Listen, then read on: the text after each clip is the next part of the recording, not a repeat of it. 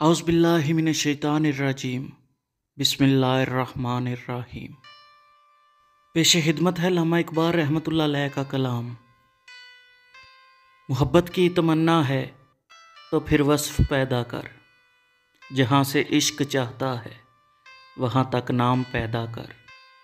अगर सच्चा है मेरे इश्क में तो ऐ बनी आदम, निगाहे इश्क पैदा कर, हुस्ने ज़र्फ़ पैदा कर।